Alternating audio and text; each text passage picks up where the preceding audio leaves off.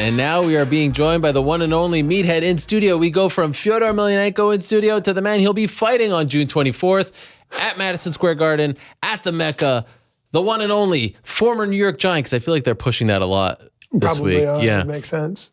Matt Mitrione, how about that? Wow. What's up, man? I'm sitting in the chair of greatness right now. I have a lot of bones to pick with you, my friend.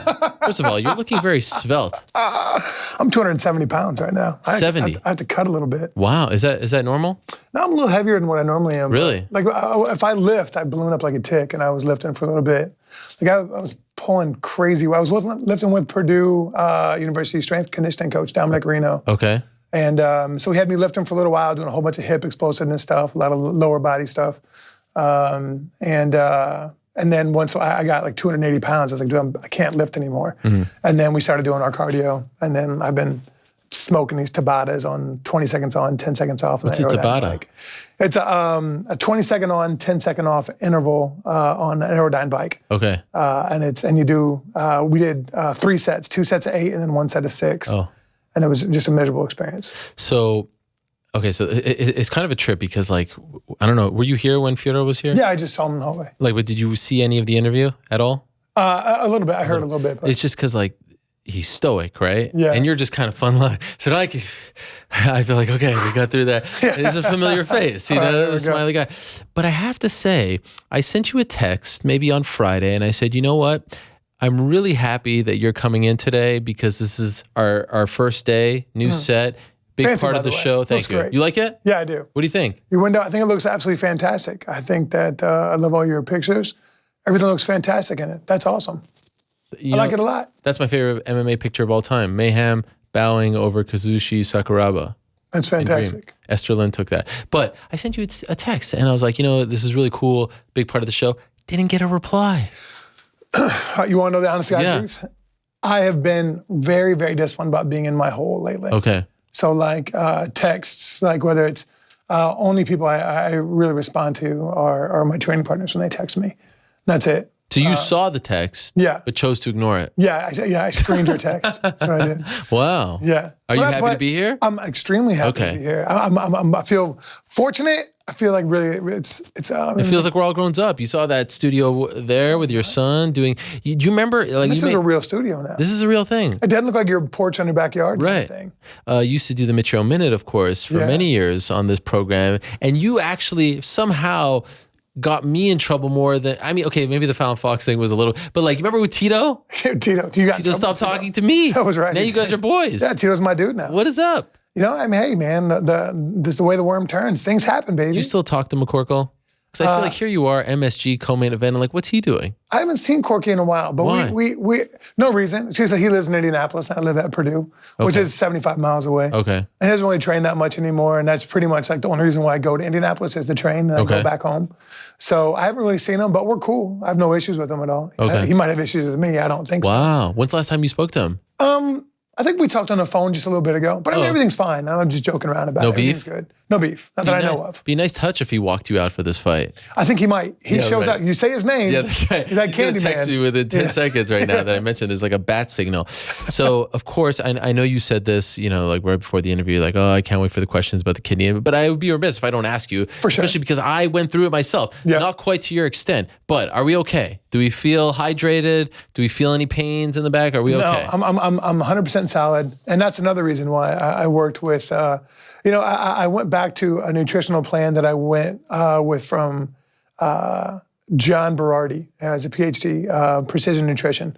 And I went back to something I was doing with him for a while ago. He gave me a relatively specific diet, but it was like pretty loose. It was like 2 handfuls of vegetables, like 2 sweet potatoes, this or that, you know. And my body feels great and it responded really well. My body, like I'm ready to go. I'm ready to perform. What was it, 26 that they took? 24. 24 kidney stones. 24 stones. How's that possible? They just must have been there for a while. I haven't gone back to the doctor though. You didn't do like a last check-in before you left? I didn't. No? I didn't. I'm good. I feel fantastic. I don't want to, it's behind me. Did you actually see them? No, I didn't. But she told me they went through and broke them up, and it was, pulling the stent out was the worst part. In the wiener? Mm-hmm. How long was that thing? 26 centimeters. Wow. Were you under anesthesia? Yeah, I was out. Wow. When they pulled it out? Both? No. What? When they did this procedure, I was out. Okay. But when they pulled it out, no, it was my girlfriend that did it. Why? I was supposed to do it by myself at the house. Get out of here. I'm for real. And I was like really How long did you have that in you? for 5 days. And it was like a string coming out of the pee hole. So like, you know, a dude having junk, like you're gonna move around, you're gonna do whatever. And like the string would catch on like your leg or on your junk, whatever. And I would get a tug so I knew what I was gonna feel like. So I just couldn't do it myself. And why did you have that in there? It's because that was like from the kidney, like from all the drainage and everything else. Cause my kidneys are so swollen up because I had so much fluid and I had so much like punishment on my kidney and my urethra, my pee hole area, all that stuff. So I had the stent in there to kind of help drain it out. And when you'd go to the bathroom, what would you do? Or just pee over the string. Oh my gosh. Yeah. What a nightmare. And then after I had the procedure, it looked like a murder scene. Like my pee was insane. And it hurt to go pee. Hurt. When did that go away? About 2 pees after the stent got pulled out. Okay. But dude, it was brutal, man. Like I tried to like lean up against the window in my bathroom, you know? And like I was like, all right, just be gentle and do it, you know? And she started to do it and I was like, dude, stop. I can't do it. How long did it take? When she did it, it probably only took about 12 seconds. But it was like, I looked down about halfway through. I had to turn the water on in the shower as hot as it could possibly go, put my stool in the shower and sat on it, put my feet up like I was in labor. And I was like, just go, just pull it out. And as hot as I could possibly stand it so I could be distracted. Oh. And dude, I looked down about halfway and we went from white to light blue to dark blue. And I didn't know that, but she said that the ends were curled. So she pulled and then it just kept pulling and pulling and pulling. Not awesome. That's a keeper, by the way, that she did that. Yeah, it was. I mean, holy smokes. Yeah. Now you guys might be, even closer than married couples. I mean, that was for real. Yeah? Yeah. Were you worried that she would like see you in that state and kind of feel like, no, I just wanted it out of my body. Okay. So, are you still together? Yeah, for sure. Well, that's good. I've known her for a long time. Okay. And like she's actually from my hometown. Okay. And so I've known her for quite a while. We just happened to start dating about however long ago, a while ago. You met, I mean, you sort of talked about this. You were separated, right? And everything. Yeah. Is this your first girlfriend? Yeah, there was a girl that I was with for a while, but that was a pretty toxic relationship. Okay. But this is the first one I've been with that's like everything's kosher, I'm good, there's no kind of stresses, and it's good, man. Like my kids have met her. Yeah. This is the first girl that my kids ever met. Wow. What's that like for you? She's great with them, and they're really good with her. They dig her. Gia really digs her a lot, my little girl. Yeah. By the way, my daughter's injury. Please tell us. Was tell us what happened in case those didn't hear, and then what's going on. My daughter ran through a plate glass window on a screen door. Yeah. How long ago? A year ago. June 13th was a year anniversary. Wow. And went to the doctor 2 months ago for her like checkup or whatever. And the doctor's like, look, and her name's Dr. Amy Moore out of St. Louis. Insanely good doctor. And I told you the story before, like how we decided on her. Like we got on the internet and started talking to all these people that were putting on like these clinical trials and all this other stuff. And they're like, look, man, we can't recommend you do this because it's still a clinical trial. But if you're going to go for a nerve injury for a child, we heavily recommend you go see Dr. Susan McKinnon in St. Louis. So we found her practice. And then when I started emailing and firing up all this stuff the week before I was supposed to fight Carl Sayamana Tafa, we finally get in touch with them, and I'm happy to be fighting in St. Louis. So I show up on Monday and Tuesday of fight week. I think I fought on a Friday. Yeah. Monday and Tuesday of fight week at their office with donuts, coffees, and bagels. Like, hey, I need to talk to these doctors. They email me, or they come and talk to me and say, hey, look, we've been talking. We have all these emails going through. We believe that Dr. Amy Moore is a doctor for you. So when I met with Dr. Amy Moore after my fight, I think I fought on the 24th. Yeah. I met her on the 26th, 27th, whatever it was. Yeah. And she won me over by saying something as simple as this. I went to college to work on your daughter. She said, this is the reason why I went to medical school. Wow. Like plastic surgery on a child, nerve regeneration and repair. I am the only doctor in the world I'd recommend to work on your daughter. Wow. And I was like, you're done. Okay, you're the one. And she was a college athlete, and she has 3 kids, all my kids' ages. It kind of gives me chills because I can't imagine what like the anxiety that you. It was so much, dude. Like, because we went to the first doctor in Indianapolis at like the hand and shoulder clinic, and he was like, she's never going to be the same. We can do some work on her, but this is a lifelong injury. She'll never be the same, blah, blah. And even if that's the case, which it might as well be, but don't tell me that, especially don't tell me that in front of my little girl. Yeah. Like don't give me a negative. Like, hey, we're going to do everything we can here. This is a long-term issue. We get it, but we're going to do whatever, and I just didn't get that feeling from him. So that's the reason why we didn't go with him. And then the day of the surgery, we went in, and it was only supposed to be like a 4 or 5 hour surgery, which is still a long surgery. Yeah. And the doc came in before the surgery, and we were like, hey, don't do anything different than you do every day. That's the reason why we came to you, is because you're great at what you do. Yeah. So don't make today a great day. Make it just your average day, and that's the reason why we came. Wow. Gave her a hug and was like, hey, I believe in you. Like, go do you. And 9 hours later, she called up and said, okay, the surgery's over. So we went to the doctor 2 months ago. Can I just ask you a quick question? What were you doing during those 9 hours? Waiting. God, in the room? Every hour and a half they would call. Rough go. And they would say, hey, she just said this, like your daughter's opened up, we're starting to splice the nerve, we're doing this now, blah, blah, blah. And then the doctor said this 2 months ago. Yeah. She was like, look, I know I'm a really good doctor, but even these results astound me. Wow. Like, I can't believe how well she's doing. Like, and it was phenomenal, man. And really, I believe I might have made this a little bit up in this, and I'm taking a little bit of liberty with it. Yeah. But they gave like a 2-week window, right? Of you can't put strain on a nerve, otherwise it dies. Okay. And after they repaired it, we had to have a 2-week window where the sutures and everything else wouldn't break, wouldn't put strain on it. And then after that 2-week window, have her do everything normal. So we did. Like, she went back to wrestling practice. She went back to playing with the boys, went back to everything, swimming, jumping, being crazy.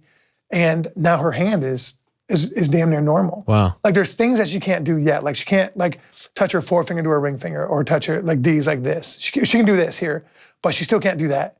But if that's as good as it ever gets, she has a normal hand where she can still swing a baseball bat. Right. She can still do other things and be a normal little girl, like carry a cup, try to take the lid off, maybe not be successful, but she can still do it. Right. So, I mean, even if that's as good as it ever gets, which hopefully it'll get better, I'm cool with that. We made the right decision with that. I'm happy for you. Thank you. And her. Thank That's you. incredible. Any of them coming to this fight? No, not at all. No, you don't want them there. No, the only one that ever came to a fight was Jacob. Yeah. And that was in London. Yeah. Yeah. You don't want? No. Why?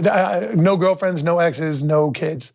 Oh. No fathers, no brothers. So the girl that took the thing out, Nothing. not coming? Nothing. Why? Because, man, it's business. It's a business trip. B, it is a bloodthirsty gladiatorial crowd. Right. And if something happens where I get on the ground and I'm start leaking, and I'd be more worried about her being able to get out. You can't escape the cheers and jeers and the bloodthirsty cries. You can't. So I'd be more worried about her not being affected than me getting out. And I don't want that stress. At home, they can just change the channel.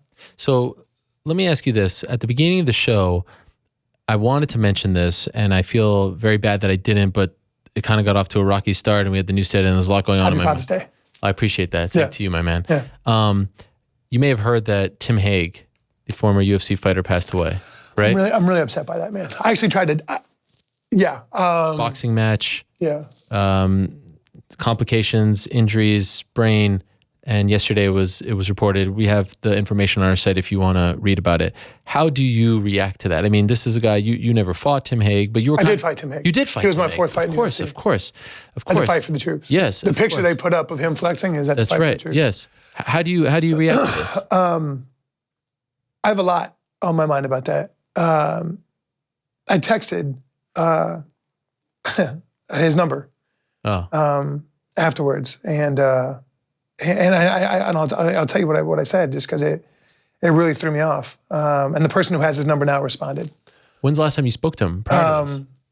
Maybe a year ago. Oh, so you kept in touch? Yeah, for sure. Tim and I were cool. Okay. Yeah. What did you text him? I wrote, hey, it's Matt Mitrione. I know writing Tim now is in bad taste, and I don't really know what to say, do, or who to contact. This can get out to his people. I'd really appreciate it. I'm so sorry about how things turned out. Please let me know what I can do. I fight this weekend. It really has me thrown off. What about Tim's son? I don't know if Canada has universal life insurance as well. Please, if anybody reads this, please let me know how I can help. And the person wrote was like, hey, it's not Tim's number, man, but I hope you find it. And I was like, all right, well. And they said, hey, how's Tim doing? I said, well, he died.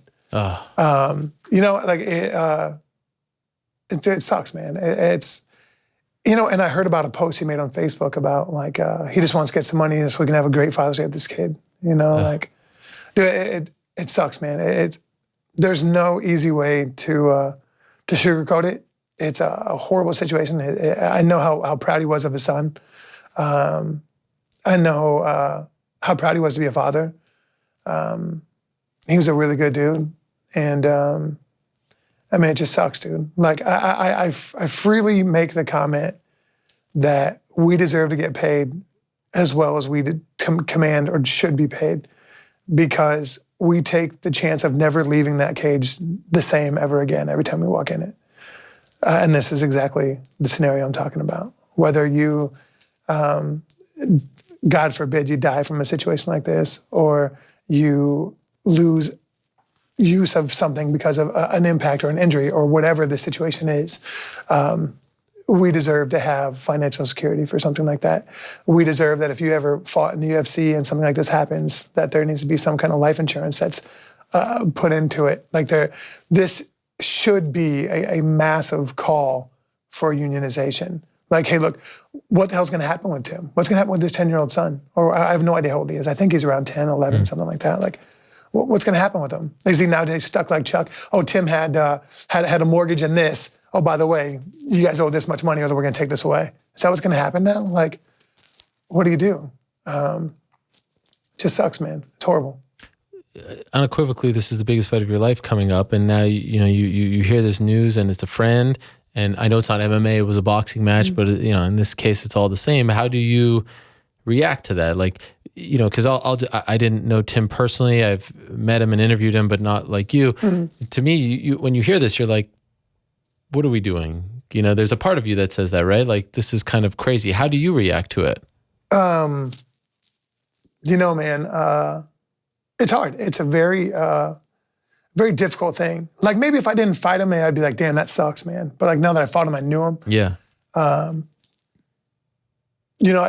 Father's Day, like, there's a lot that sucks about it. But how do you fight, man? I mean, it's my job. Yeah. That's what I do, man. Like, I could clean windows on a building.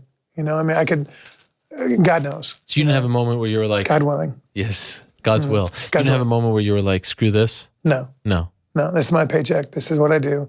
I have a commitment. Fedor has worked his butt off several times now to fight me. I've worked my butt off several times to fight him now. And like, what's interesting is that it was difficult at times to stay motivated for this camp. Really? Yeah. Why? Because I've done the exact same thing, the exact same fight. There's nothing different. There's no new ingredients in the recipe. It's all the same stuff. And you come up with a little, hey, this counter might work. This move here, this step this way, blah, blah, blah. But it's just not, it's not the same as the first time. First time is sexy. It's fun. It's, ooh. Now it's like, okay, let's get back to it, But that's the good thing about, and I trained a lot at home. Again, like I did the first time. I trained with Henry for a while. Felt good. My body feels good. And then I went back home to finish up because the body is the size, the strength, everything I have there. Who's cornering you for this? Henry, Lytle, and probably Coach Greg. Okay. We'll see. Greg Nelson. Yeah, no, Greg Jones. Greg Jones, of course. Yeah. So you're still you're going to Combat Club? Yeah. Right? Yes. Is there like weird drama there? Or is it all kind of cool? No, I've actually, I think it's a really solid joint. Yeah? Yeah. But like the heavyweight fighters down there are all like 6'6" or taller, so like doesn't really help me out for fighting Fedor that much, Was there any part of you that was like, I don't want to get too excited for this fight because it was snatched away from you literally hours away? Like, no, it wasn't hard necessarily to envision the fight. Like some of these fights, they never happened for whatever reason. Yeah. You didn't feel like this was one of those. No, not at all. Were you ever afraid? You handled it very well. We spoke on the Monday after, but were you afraid that the biggest fight of your life was going to be taken away from you because of kidney stones, or were you always confident they would do it again? No. Fedor is a man of immense character and integrity. Yeah. And we were supposed to fight each other, and unfortunately that situation came up. Mm-hmm. So I have all the confidence in the world that he would do the right thing, which I believe is, hey, let's make this thing, let's run it back. It's cool because he's so insanely grounded and humble for what his accomplishments are, and what he's done for the sport, And for him, like when you asked him earlier, like, what were your best fight? And it was kind of translated a little bit differently. I was like, pound for pound best in the world kind of thing. And when were you at your best? And he was like, well, you can never really, I don't believe in best of all time, whatever, because anybody can have their bad day in certain positions. Certain people are better than others.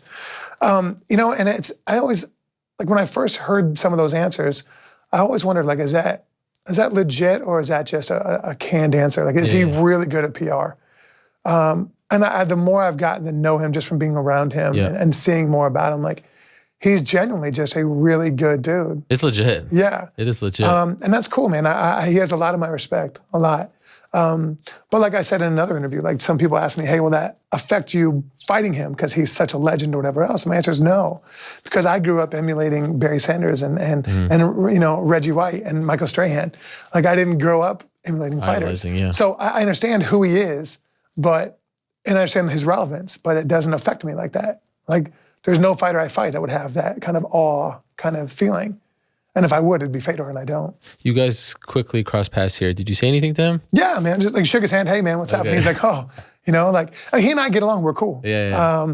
And there's no reason why we wouldn't. We're gentlemen, right? Like we fight to pay our bills and to feed our families. That's what we do. Not because we're Neanderthals. Right. Yeah. What do you think when I saw you at the? It was fun at the press conference to watch you react to Chael and everything he was saying about Vanderlei and Fedor. Do you like that sort of thing? Do you get pay-per-view points for this?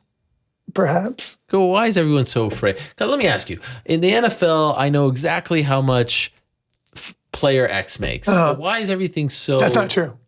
What do you mean? That's not true. You know their base contract, but you don't know their incentives and how you're going to get them. NBA, we all kind of know. Why is everything so secretive in MMA? It's just a gig, man. It's just a gig. So you do. You won't confirm nor deny. I'm happy with my contract. This is good. Okay. Yeah. So when you hear Chael, are you like, yeah, keep going? This is no. Good? I find Chael's humor entertaining. Okay. You find it borderline disrespectful at all, or? 100% for certain. And it's really difficult because I teeter the line. Like I can bump gums with the best of them. Yeah. And like I really do my best to stray from saying I'm going to knock this dude out, blah, blah, 'cause I find that to be disrespectful in itself. And like I'm going to punch him in his face. That's usually my answer. Like what's going to happen in this fight? I'm going to punch him in his face. That's what's going to happen. But especially against Fedor, like saying like, oh, I'm about to knock his Fedor out. Like I'm about to knock this legend out. Do I believe I will? Yes, I do. Saying that though, I believe is an entirely different animal. And I find that to be a level of disrespect. Okay. And it bothers me to do that. But maybe in the hype of the pay-per-view or like whatever else, maybe I said that, but like, and I feel that way. I just normally wouldn't say that. Okay. I don't know if that makes sense or not. So with Chael, he's over the top, like WWE, but that over the top WWE, Conor McGregor, Chael makes money. Sure. Put butts in the seats, puts butts on pay-per-view, puts eyes on pay-per-view residentially that you get paid for. That's right. Realistically, what do you think this does pay-per-view wise? I'm not a good person for that at all. You don't have a number that you're thinking, okay, if we can just hit this. I saw that Mr. Coker said if they hit 200. Mr. Coker. Damn. I don't remember a Mr. White. I think I said Mr. White. All right, fair enough. Initially. Okay. And then I was like, I think that Mr. Coker said 200, he'd be happy, 300 would be phenomenal. Yeah. I don't know how it's tracking. I don't know. So, I mean, if I say 250, I'll play right in the middle and be like, that'd be great. And we'll see how that goes. Have you been in MSG, like the actual arena? Yes, sir. What's it like? Have you seen it with the cage on? Not yet, right? No. What's it like? Like, are you someone that appreciates, like for me, I'm a huge Knicks fan. MSG, I believe, is the greatest arena. I mean, of course, they've kind of soiled it over the last decade or so, but it's a special place. Right. A lot of cool things have happened there. Yeah. Does that mean anything to you? Oh yeah, for sure, man. It's a cool joint. And plus, both my maternal and paternal sides are from Jersey, right around New York. Oh wow. From Secaucus, Bloomfield, Nutley, West Caldwell, Lyndhurst.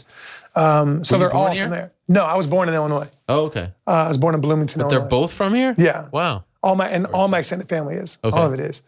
Are they coming? Yeah. Well, I think 5 of them are. So they're allowed to come, but not the immediate. Yeah. Okay. Yeah. So they're allowed to come, and they will come. And if they won't, they'll come see me before, like on Friday after weigh-ins or whatever. But for the most part, man, it's just kind of it's a job right now. Yeah. But probably in a year, I'll probably be like, damn, that was pretty damn cool. Yeah. Like the wall of immortality. That's in the bowels of the joint. Like you have a moment. Like my name probably won't be remembered in history like Fedor's will, but I have an opportunity to put a moment of time on that wall forever and ever. And that's pretty damn cool. Do you know, are you guys really going to weigh in on the Frazier Ali or the Ali Frazier scale? Is that true? That's the hot rumor. Damn. That's pretty cool, isn't it? That is insane. Yeah. That would be incredible. Yeah. There's a lot of, Mr. Coker is really cool like that. Yeah. There's a lot of things he does. Yeah. And like Fedor said, it's a lot of integrity that goes in. Like when you agree in terms and you get the contract, it actually says what you agreed to. And that's a pretty big thing. I know you're locked in, but like if someone said to me, Ariel, what's the big story of 2017 in MMA? Other than my new set, of course. Obviously. I would say that this sort of,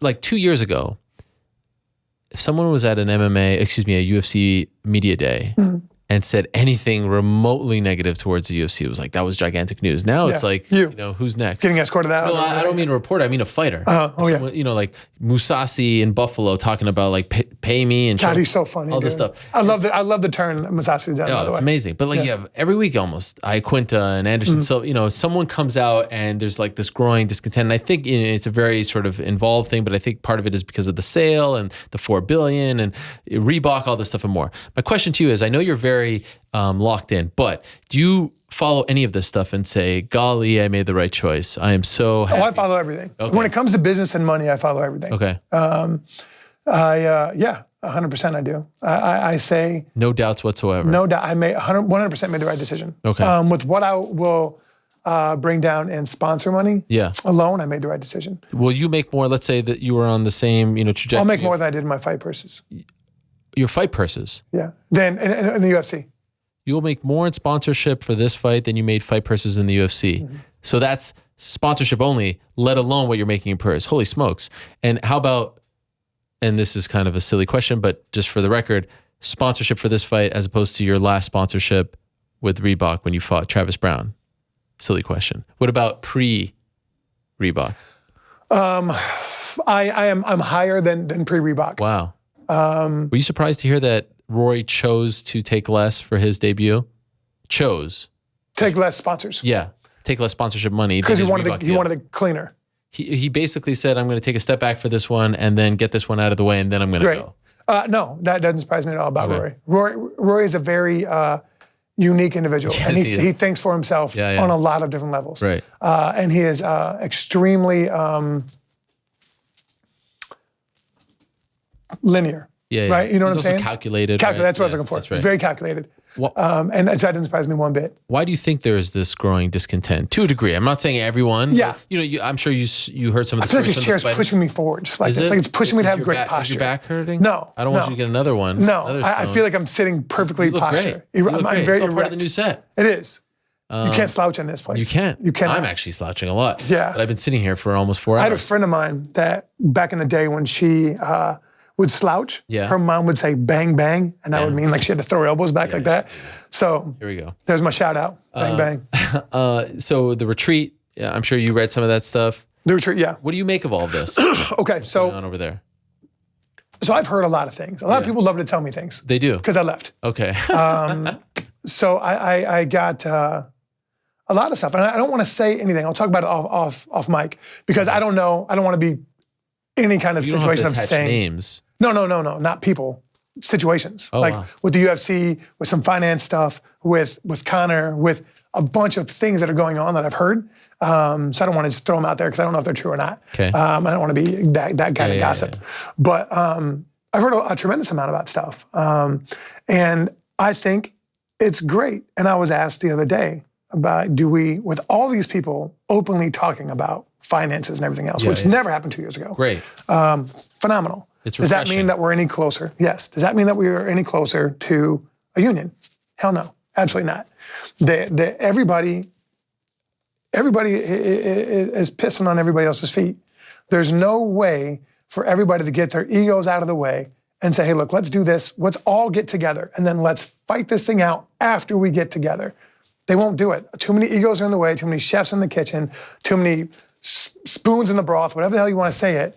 There's too many whatevers, and it's not going to work. We are not any closer to going anywhere forwards, and we should be. It sucks. Like there's really there's so many angles of manipulation that we are being taken on that we need a multifaceted front to be able to, hey, look, address this, address that, address this, and then have one organization be like, okay, look, this is how we're going to delegate authority here. So that way we can address all these things versus all these people that are trying to piss and moan about everything. And it gets tiring. You become ear numb to it. Yeah. Because you just heard, is that even a term, ear numb? Can I say that? I know what you mean. Yeah. It's can we coin that one? Right. You could go for it. Yeah. Let's see if we can coin that one. And let's see, and because everybody complains about it, but nobody does anything. Yeah. So it just keeps complaining. And that sucks. But you were at that, there were actually two fighters at that quote unquote press conference. Yeah. You and Leslie Smith last August. For her standing up at the thing. Yeah. With Kobe Bryant. Good God. She's incredible. Dude, she's got stones. She's got bigger balls than all you guys combined. She's no punk, man. And she's mad intelligent. Very smart. Yeah. I really appreciate her. And I think the other fighters should as well. But you were the only two there. And it was notable because she was the only UFC fighter. You weren't even in the UFC anymore, and you still were interested enough to go, and I give you a lot of credit for that. And then that thing just kind of died, and others have died. I mean, the MMA, the one with George and Kane and TJ, Cerrone, that thing was like essentially dead on arrival with Bjorn. Are you disappointed that like it seemed like last year there was this real push, like that was one of the big stories of the year, and then none of it could get going, or was that not all that surprising? No, it's not surprising at all. No? Like there's just... I felt like we were almost there. No, because they all are so worried about the big boss position to get the money. It's a money grab. That's what it is. That's why all the Johnny-come-latelys come in the game and like, oh, we can do this, we can do this, we can do this. All you're worried about is getting voted in to be the director of the union, so that way you can get the big bucks and set the precedent. Right. That's all you're worried about. You're not worried about us. And that's why I was asking at the thing. Like, look, we feel that we'd rather continue to get dicked over than have the abusive wife syndrome, right? Or the abused wife syndrome, right? Where you know you're gonna get beat if you go home, but you'd rather get beat by somebody you know is gonna beat you than be with somebody who you think's gonna be good to you, and then they start beating you, so it's even lower low. That's the way we are. We'd rather get dicked over by them because we know we're gonna get dicked over than have somebody that claim they're gonna be in our best interest and try to do all these things, but then to find out really it was just to pad your own pocketbooks. Get on before you get spit on. And we can't find somebody that has the integrity or that genuinely wants to work. And if that's the case, if you genuinely want to work and want to do it best for us, then why don't you throw down the gauntlet and be like, hey, come in here. If you need to take over, let's all get together. Let's have everybody come in and let's have this conversation. And let's see now how we can make it better. And then afterwards, once we have a union, now let's pull out our junk and see who's biggest and see who wants to vote for everybody else. That's the way it should be done. And it's not. And that's a shame. And on top of that, the UFC announced today, right? For example, the UFC announced today that they're putting in wearable technology, microchips. Yeah. Okay. Yeah. So, say you wear them, right? Now the UFC has all this quantifiable data, right? All this empirical data on you, what you're doing, and everything else, right? You can get paid on that. What's gonna happen? Now they have all this information now on you. Why don't you get a cut whenever they put up your stat or whatever else? Why don't you get a cut of that? It should be part of your information. If you're gonna put more information on me where you can capitalize and monetize on it, why am I not gonna get a cut of that? Yeah. One of the things that I've been working on now, I have a wearable technology that we're coming out with, like that is my baby. And I created it because I live in Indiana. Henry lives in Florida. And all my other coaches live everywhere else where they live, right? So now I have something where I can actually track my movements, wearable technology. I can triangulate all my extremities, triangulate it, put it on an app. And then once I've triangulated it and put it on an app, a 3D image gets put over the top of it. And then an email gets sent out to everybody I give access to, and they can watch my practice. Wow. They can actually watch my work, and they can see my velocity, my impact, my everything, my lactic threshold. They can see my pulse. Like you're the one who came This is my baby. Wow. I created this so I didn't have to go to Florida nearly as often. But Henry can also see what I'm doing all the times I'm doing it. Did you use it for this fight? Yes, I've been using it for this fight. And we were actually in talks with Bellator about using it in this fight. Oh. But we felt like there was so much hubbub, so much stuff going on that it would get lost in the shuffle. Okay. So I think we're gonna shelf it and we're gonna try to use it in an upcoming fight. Really? And this is something now, with this information, I'm only on it for me. So if the fighters wanna use it, I'll pay them to use it. I'll pay them, hey, cool, man, this is your cut. And if somebody wants to download your information or whatever else, they wanna look at it, then say it's like a pay-per-view situation, right? So now you get the money. I'll take $1 rate out of it for the processing fees, and you get the rest. I'll 1099 you or whenever you get the money, whatever that form is called. And that's your baby. But that's all your extra money now. So now, why isn't that a conversation now? You know, like, why isn't that like, hey, look, if we're going to get this in data on you and we're going to monetize it, where's the money for you? Well, the biggest one to me is the TV deal. It's massive. There's nothing there, guy. Nothing. 0%. You guys make 0%. And they won't stop taking advantage of us because we don't put our foot down. We don't. And people always say, well, we need these really big names, right? We need these really big names. Yeah, then big names would help out. But more importantly, if you take the belly of the divisions out, if you take the guys from number 5 to number 17, if you take them out of the lineup, well, then they can't have any cards. They have 3, maybe 5 cards a year, right? There's only, 7 divisions. So if those other people who don't make enough money to have a living and actually have to have a side job, if they're like, no, I'm cool, I'm not gonna do it, I'm protesting this, and we actually stuck together, then that would be something. Cool. No, Connor's Connor, right? But whoever else isn't gonna bail out. Remember when Lorenzo said that the top tier, middle tier guys were making 600 G's? I don't know anybody that made that much money except for like 4 guys. You know, like I only know a couple people that made that much money. Do you think one of the big keys that has to happen is more organizations? And I know fans don't like to hear this, but we talk about free agency and you experienced it. There really isn't free agency in MMA. There's really one other place that you could go. Yeah, maybe a couple guys could go to One, maybe a couple guys could go to Ryzen. But it's basically like, is there interest from Bellator? If not, you might have to stay, right? Yeah. That's kind of it. I mean, that's what happened with... That's not free agency. You were in the NFL. There were 29 other places you can go. Yeah, 31. 31, you know what I'm saying. Yeah, you're right. And that's what happened with Overeem and with Sterling. Yep. Exactly. There wasn't enough interest. Yeah. And so they had to go back. So do you think that more organizations... How about this? Yes. There was a dude I know, big name. Yeah. His contract came up. And they gave him a new contract, and they were really... The UFC. Okay. The way they put it is that we'll pay you this, but if you lose, you go all the way back down to here. Yeah. Right? Like, really? And if they cut you now, right, your contract expires and you don't get the interest from Bellator, well, now they know they can lower their ball because they can lower their offer. They can lowball you now because you got to have a place to go if you still want to fight. Right. So now you're fighting for either the same, which they lowballed you in the first place, or they fight for less. Okay, cool. We'll see how you do now. There's so many things about the sport. I've said this time and again. Like, I feel like in 50 years, we're going to look back on things like show and win money. And you know what I mean? Show and win money is a scam. Yeah, I know. All it is, you know that. Yeah. Can I say it just so the people at home can hear it? Please. All it is a way for a promoter to look like he's handing out more money. That's all it is. There's nobody that's going to go in there and fight for your life for any different, for double the purse. It's not going to happen. All he does is A, encourage safer fights, but B, it's just a hustle. That's all it is. So if you put out there and say, hey, look, what I'll do is I'll give you $4,000. I'll give you $2,000. Go get your money. That's what it is. You're going to fight for your life in there because you're a gladiator, and that's the reason why you're in the cage, not for doubling your purse. Yeah, I can't imagine, going into, I mean, Ryan Bader has talked about it since signing with Bellator, and of course he debuts on Saturday as well. Like, now he actually feels like he can fight his fight. Yeah. And I know some people are going to be like, oh, it's going to be a boring fight. Like, come on, you're going into a cage. You're literally putting your life on the line. You deserve to know how much you're going to make. Yeah. And you should get the most amount possible, right? How does it work? Especially with these crazy judges and stuff. As a professional athlete, and I put that in quotes because we don't get paid like professional athletes, but as a professional athlete, you have to worry about your budget, where you have to say to yourself, all right, well, if I fought Travis for 36 and 36. If I fight Travis and I lose, that means I get $36,000 and I get $10,000 as a Reebok deal. So I have $46,000 coming in here. Okay, well, if I win, I can get this. All right, well, but I got to plan on not having money. So I have to plan my life on $46,000, like for the next 6 months, 7 months, 8 months. Really? Yeah. And I'm supposed to be a professional athlete, but you could have won 72, and that's the really big deal. No, man, that's a hustle. That's dirty. So, in short, you don't think it's going to happen anytime soon, though? All these reasons, association, nothing. No, I wish it would. I wish somebody would hear me talking and be like, you know what? That's a legit point. Meathead's not such a meathead, and this is a legit point.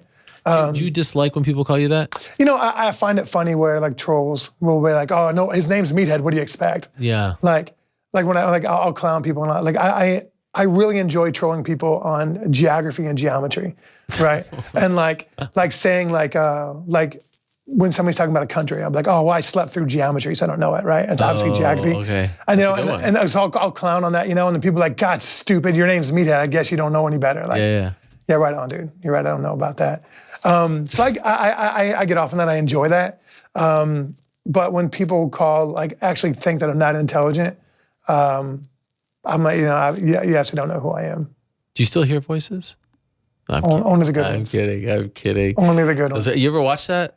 No, man, but I talked to Rashad. He's my dude. Yeah. And we talk about it, and it was funny because I talked to my wife. I talked to her that day, and I started to snitch on myself at that moment on The Ultimate Fighter. You talked to your wife that day? Yeah. You guys got to speak to your wife? Dude, no, that's the reason why I kept. Did you not know this? What? No. That's the reason why I kept saying I had mush head. I had a little bit of mush head for a while, for like a day or two. I had a headache, but then I was fine. You said it so that you can talk to her. So I would go to the hospital. And when I go to the hospital, the people that would drive us were just extras they hired for the day. They were day workers. So I'd be like, hey, man, can I use your phone? Yeah, sure. So on the ride to the hospital, I'd just call up and talk to my wife. Wow. Yeah. So that's the reason why I had all this. this. You really miss her? Oh, yeah, for sure. Yeah. I had a 2-month-old baby. Jonah was only 2 months old. So I would call up and I'd talk to her. Hey, man, how are you? Like, what's going on here? Like, this is what's going on in the house. Like, I'm not happy about this stuff. And I started to snitch on myself in the cage with Rashad. And that's when I was like, he's like, how'd you talk to her? And I was like, in my head. Because I had to play it off. Oh, no. Yeah. And then that's when Rashad looked at me like I was nuts. And to me, it was funny because I was like, oh, I almost just snitched on myself. And so I had to you can see me, like I'm kind of smiling and I kind of pull it back a little bit. It's because the word was, though, that I was on that hustle in that show. The word that was that Kimbo had his own cell phone, had the Kimbo room. Yeah. Is that true? Not that I know of. No? Might have been, who knows? Well, what was it like being in the actual house with him, like living with the guy? He was cool, dude. He was a great dude, man. He was a really He didn't have his entourage there, his crew there, things like that? No, they would show up to the fights, but not in the house. That must have been surreal to be there with those guys. All you big boys, Roy Nelson, who's now, of course, with Bellator as well. Yeah, it's awesome. You have interest in that? Good for him. Yeah, I mean, yeah, sure, man. Roy's a good friend of mine. If I can fight other people instead of him, I'd rather fight other people. Okay. But it is what it is. If Roy's the guy they throw at me, then that's who I'm going to fight. But Roy and I, we're good friends, man. And that fight didn't hurt our friendship at all. No. It hurt him that hurt his feelings that I was like, I'll fight him on short notice. But I had been out for so long. Why did it hurt his feelings? Because it kind of, I didn't call him. I didn't call him like, hey man, this is the way it was going to be. And I didn't explain the situation. Like I'd been out for this long. Tim, not to be rude, but Phil DeFries is kind of a gimme. I should beat him. I've been out for this long. So if I'm going to be out for this long, I might as well take a risk and fight somebody like Roy who had that name. Because if I lose to Phil, it's going to kill me. Yeah. If I lose to Roy on short notice, it wouldn't really hurt me that bad. And so it was a calculated risk I took. Okay. But I didn't call him up and be like, hey, this is the situation. I didn't handle it like a friend should have. So like, if they say, oh, you beat Fedor, you get Roy next thing, you're like, I'd rather fight some other people, right? Yeah, I'd be like, it is what it is, man. Okay. But I'd rather fight somebody else. Like I said, Roy's a good friend of mine. I'm sure we'll cross paths again. But if there's somebody else that's worth my time, that'll put on an exciting fight, then that's who I want to go for. How are we doing this on Saturday? How's it getting done? Man, really, I feel great. I feel long, nimble, athletic. I feel like I'm in great cardio shape. So if he wants to get me to the ground, it's going to be a struggle. I'm pretty solid right now. I've got a wrestler from Cornell, Matt Greenberg, who's a phenomenal wrestler, and he's 250 pounds, built a lot like Fedor, great with body locks and Greco throws. My normal training partners is in Charles, stand back, Team 2-ton, Butta, Chris, handful of other dudes. I feel like I'm really prepared. So wherever it goes, it goes. Stoppage? Oh, for sure. I feel like I'm going to knock Fedor out. Wow. I feel like I'm going to put hands on him. Wow. And I feel like I know exactly how it's going to happen. Oh, it just has to play out, baby. Early? I don't get paid by the punch. That's right. Get in, get out. Mm-hmm. That's amazing. I can't believe it's actually happening. I'm excited about Bellator, MSG. And that's another thing too, man. Yeah. How cool of Fedor, when somebody asked him before, like, hey, is this fight actually going to happen? It was on the conference call. And his answer was, yeah. He's like, I'm not worried about a backup. Like, he signed his name to it. There was one hiccup. This fight's guaranteed. It's going to happen. Like, it just shows, man, he's just mad integrity. He's a really good dude. You still doing the sports talk stuff in Indy? You had that show, man. You had me on? Yeah, and then, tremendous. Your boy Pat McAfee. Yes. I think I'm switching over to Barstool. Wow. Barstool, I think it's called Heartland, Barstool Heartland. Okay. I think I'm switching over to him, and we're gonna start doing some stuff afterwards. Just because I'm more of I don't do well with parameters. I do well with open fences, open borders. All right. So I do well. I do better in that situation. And you're still doing Bellator kickboxing? Yes. Yeah. Yes. As far as I know. I don't think I got fired yet. Well, I just saw you did you did the last one. Yeah, I did. And my company, Athlete. What's that? My company, my wearable technology. Oh, of course. Oh, you didn't tell us the name. It's called Athlete. And did you patent it? You got it all? Yeah, we filed for a provisional. We're filing for our patents now. How do you spell that? ATHELITE. We're on Instagram and Twitter. Look at you, businessman. Yeah, Renaissance man. I'm telling you, it's obviously wearables are the wave of the future. But I think the pay-per-view model that we have, the money going out to the athletes, I think it's a really unique perspective, especially with remote viewing. I think that's a phenomenal way to take this to the different steps. Last thing before I let you go, because you have to leave. I think you have some other interviews. Nothing as cool as this. Nothing, obviously, nearly as big as this. Best fight on this card, not named Fedor Mitrione. Best card in Bellator history. It is. Which fight? Dude, damn, that's really difficult. And I'll tell you why it's so difficult. Because, the 3 title fights.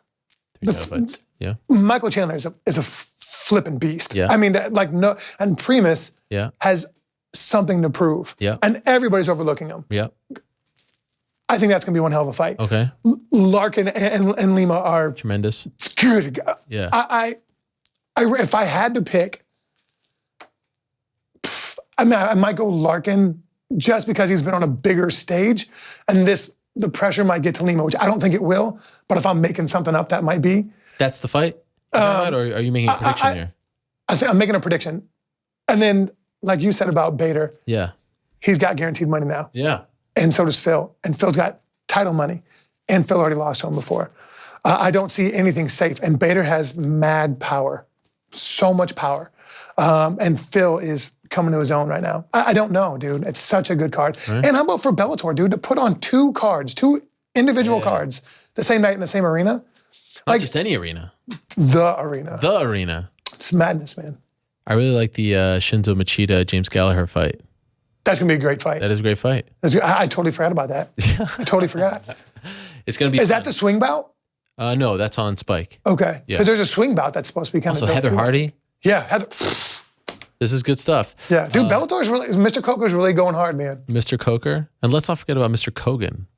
He doesn't like to be talked about. He doesn't. Al Heyman. He's behind, he is. He always gets mad when I bring him up. This has been a lot of fun. Thank you. It wouldn't have been the same. Even though you didn't respond to my text, I'm happy you came. Thank you. I'm happy you got to christen the new joint. I wish you the best. June 24th. And you got Gina up there too. Gina. Well, Gina holds a special place in my heart. She was this is a different, well, for different reasons. You made the face there, but in short, very early in my career, I was working for a site called MMArated.com, and I was not feeling it. I was getting murdered online. Like, everyone was making fun of me. And I interviewed her, and she did something that just gave me the confidence. I'll never forget that moment. It was right before she fought in Newark on CBS, that first show, Kimbo against James Thompson. So to me, Gina is on the Mount Rushmore. So I wanted to give her a special place. So let me ask you this. Yes. This is mildly presumptuous. Yes. If Cyborg was on gear due to bad testing back then. Yeah. Does Gina win? Does Gina win? And does she stick around? Does she stick around? It's very possible. And how much did that damage her reputation, if at all? Or do you think people, in hindsight, people look at it and be like, no, I don't that's think, not real? It's not like the Ronda thing. There's an asterisk on it? Not an asterisk, but I don't think people view it like you took your ball and went home. Oh. I think it was a tough loss, and there was some stuff probably that she believed. Had reason to believe. Yeah. I mean, people forget she was actually promoted for it was like a year and a half later. She was on the Showtime broadcast and everything. Like, she was coming back. Yeah. And then she kind of just disappeared. Yeah. You know, I've had on this show every single, and we have to go because they're telling me fight, but every fighter, name a fighter he's been on. Right. Except her. Really? Yeah. So, I met her when I was in Italy. Yeah. And now we're friends. We're cool now. And I asked her, I was like, do you miss it? And she's like, yeah, I miss it every day. It's in her soul. Like, she misses it. She coming back? I don't think so. I think she's happy with her life. But I think that she gets her work out of Kevin. Kevin's a full-fledged badass and awesome at what he does. Right. And I think that she gets the Jones through Kevin. All right. We'll leave it at that. June 24th, once again, MSG, Fedor Emelianenko versus Matt Mitrione. It is happening, guys. Where are we looking? Where are we looking? Boom. I got to get used to these cameras. It's all very new here. Fancy. It's all very new here, Matt. Thank you very much for coming in. I appreciate it. Best of luck to you. We're going to take a quick break. We're going to be joined by Josh Gross to talk about Ali versus Inoki. He's still banned. Well, we'll talk about that. Okay. Why you got to start such trouble? And then what is our clip? I forget our clip. Anyone know? Are we doing nostalgic clips right now? Yeah, we're doing nostalgia Wow. clip. What's my I saw clip? that tweet about Faber, Uriah. Yes. That's What is cool. it again? Yes. BJ Penn is fighting this Sunday. Did you know that? He's fighting Dennis Seaver in What? Oklahoma City. You didn't know that? What? Gosh, you really need to get I was going to on wear my BJ Penn shirt. So let's go. That would have been nice.